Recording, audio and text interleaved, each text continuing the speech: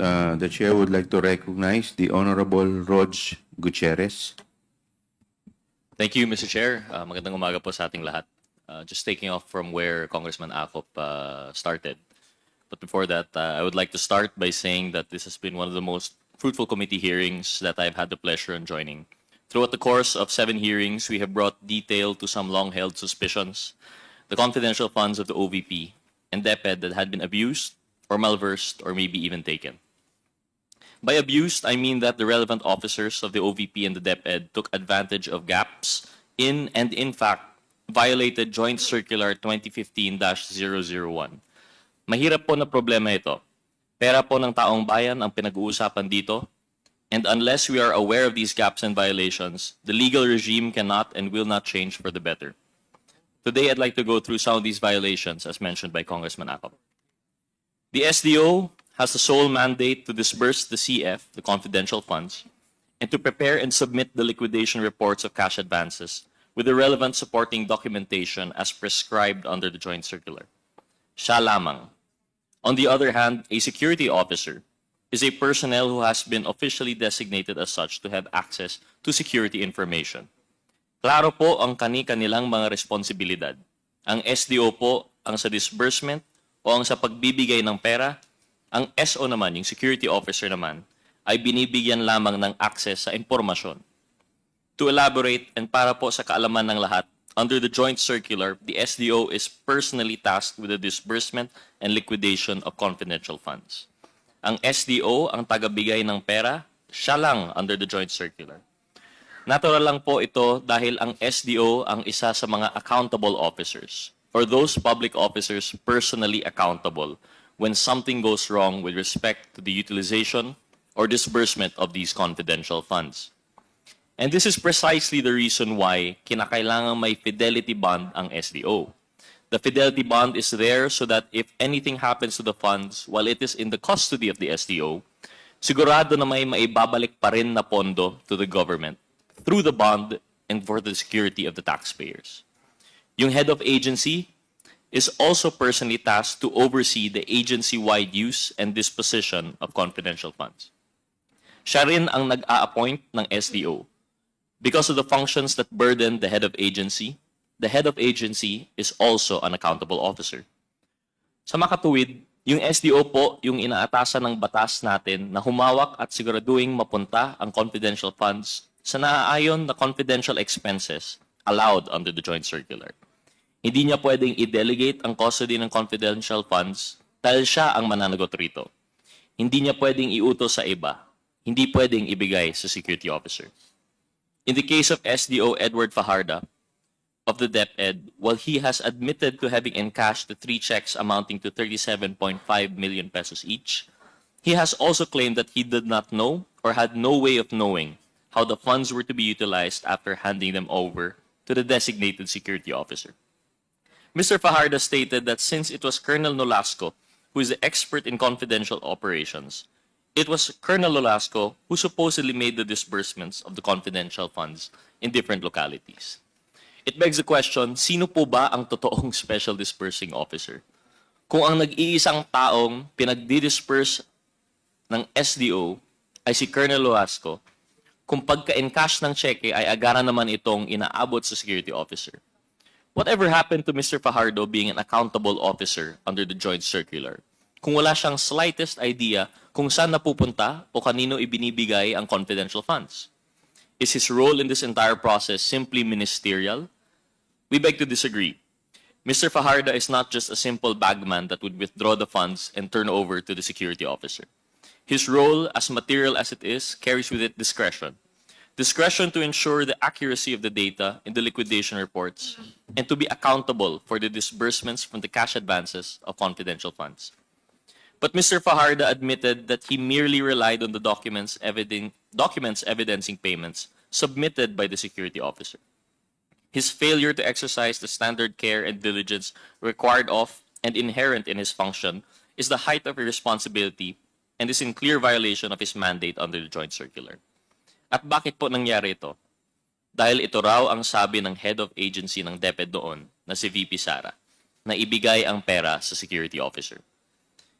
Same case po tayo with SDO Gina Acosta of the OVP. Ms. Acosta also admitted that the utilization and payment of the confidential funds involves her handing over the money to a security officer per the instruction of no less than head of the agency, Vice President Duterte. SDO Acosta also supposedly never knew where the security officer took or expended the confidential funds. She has only testified on the basis of the information supposedly fed to her, without certainty as to who are the actual recipients or payees of the confidential funds, whether they are even actual persons. In the past hearings, it has always been made to appear that Ms. Acosta for OVP and Mr. Fajarda for DepEd would have the most knowledge as the SDOs of the confidential funds. And we have always been made to believe that it would be the two of them who would be able to shed light on the discrepancies flagged by the COA and the other erroneous and false matters po na didiscover po namin through these hearings. Unfortunately, the SDOs themselves violated their own accountability, their own certifications in the liquidation report, with them disclaiming knowledge kung saan or kanino ba talaga pumunta ang bawat sentimo ng confidential funds. They violated a particular responsibility under item 4.15.1 of the joint circular, where they are supposed to certify at least two things: na sila ang accountable for the disbursements of confidential funds, and that the expenses were incurred in connection with the agency's confidential activities. How can they faithfully attest to these kung binibigay lang din naman nila yung confidential funds sa ibang tao or empleyado? Basta mangako din sa kanya yung empleyado, halimbawa, nagagamitin yung pera pambayad sa informer or pang-conduct ng surveillance activities. Now let's move on to another reeling discovery na atin din pong na-uncover throughout the hearings. And this is with respect to the certifications issued by officers of the AFP, submitted by the DepEd to the COA in support of the DepEd's utilization of confidential funds for payment of rewards to informers. Matatandaang mahigit 15 million pesos of the confidential funds spending of the DepEd went to payment of reward to informers. This expense item has been flagged by the COA in view of the DepEd's failure to provide sufficient supporting documentation on the success of the agency's own information gathering and surveillance activities. Para po ipaalala sa nakakarami, under the joint circular, one of the conditions that must be met in order for an agency or office to use confidential funds to pay rewards to informers is supporting documentation evidencing the success of the information gathering and or surveillance activities on account of the information provided by the informer. Based on the respective accomplishment reports and the acknowledgement receipts submitted by the OVP and the DepEd, the total amounts utilized for the payment of reward to informers is 96,980,000 pesos for the OVP, covering the period from the fourth quarter of 2022 until the third quarter of 2023, and 21,921,000 pesos for DepEd from the first to third quarters of 2023. This is a total of 118,901,000 pesos. Napakarami po sanang classroom, tuition, sweldo ng guro, at iba pa ang pwedeng paggamitan nito. I stress also that this amount of money is just for supposed payment of rewards. It does not include all other things for which confidential funds were spent for.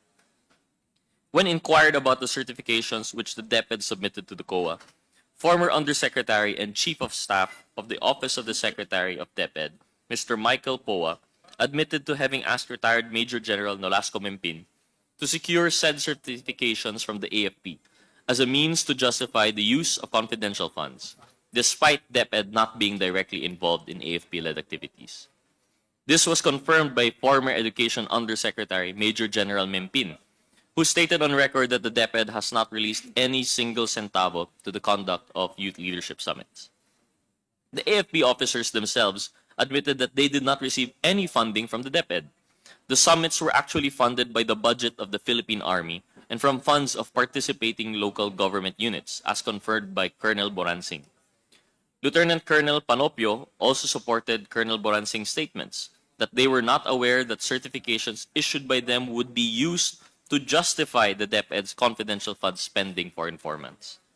We eventually came to know that these certifications issued by Army Civil Military Operations Staff Officers Colonel Boransing, Lieutenant Colonel Sangdaan Jr., and Colonel Magtanggol Panopio for the Youth Leadership Summits and Information Education campaigns in 2023 only showed that the fact that these events were successfully conducted at the different barangays in their areas of responsibility.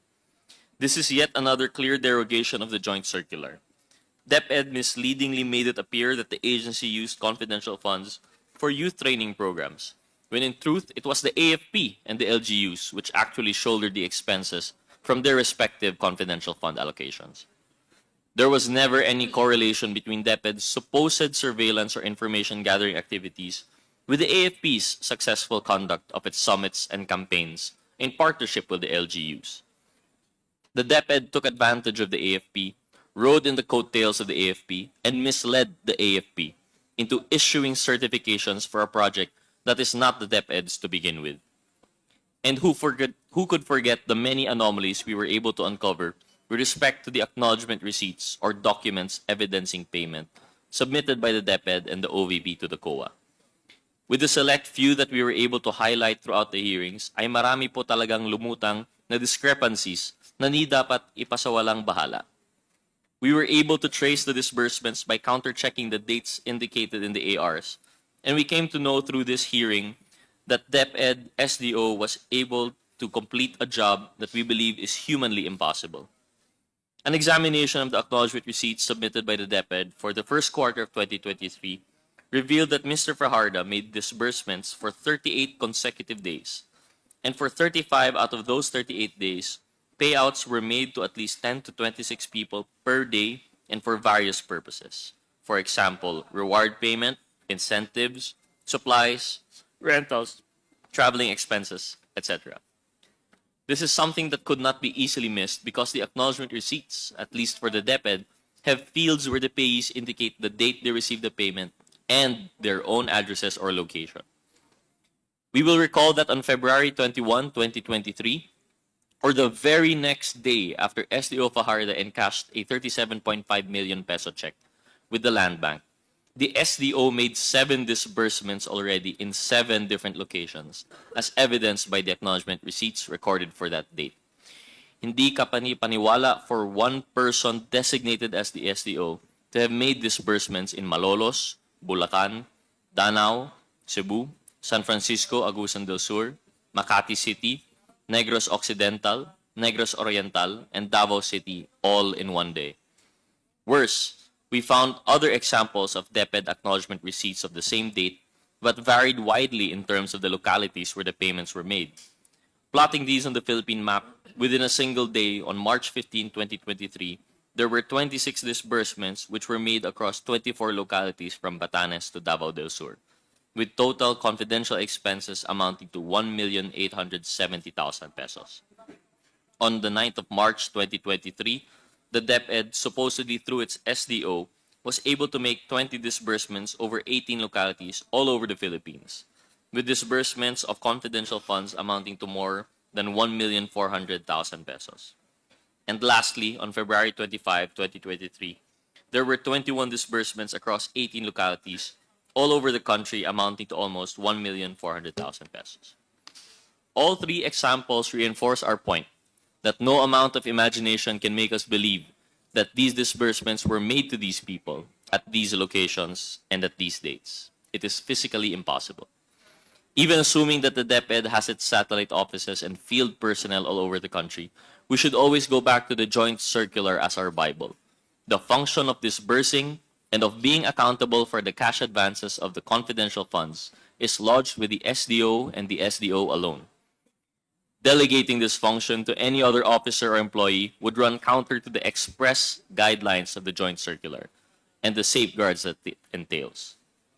Unsurprisingly, the same discrepancies have been observed in the OVP acknowledgement receipts, particularly for the payouts and disbursements for the 4th quarter of 2022.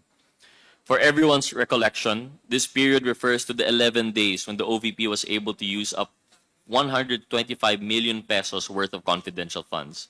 And markedly, there were at least 3 days out of those 11 days that the payouts reached 100 recipients. For instance, noon pong December 23, 2022, Based on the records and the AR submitted by the OVP to the COA, SDO Gina Acosta was able to disburse more than 15 million pesos to 103 distinct individuals for various purposes. Tila po ba naka-hyperdrive na ang naging pag-disburse ni SDO Acosta para siguruhing ma-expend ang allocated confidential funds sa OVP sa mga nalalabing araw ng 2022. Notably, the following day or Christmas Eve of 2022, these disbursements continued based on the 40 acknowledgement receipts from the OVP on this date. It spent a total of 5,429,000 pesos on supposed confidential activities. Grabe talaga itong OVP non-stop kahit magpapasko na. Whoever disbursed more than 5 billion pesos truly embodied the spirit of generosity during the holidays. If it was actually true, this amount was dispersed for confidential expenses. Lastly, we found acknowledgement receipts that the OVP reported and submitted for the fourth quarter of 2022, but bear dates outside the period for which they are intended to be used as proof. Na-observe po namin how the OVP fourth quarter acknowledgement receipts were dated December 2023, when they have been supposedly paid out to and received by the recipients in 2022.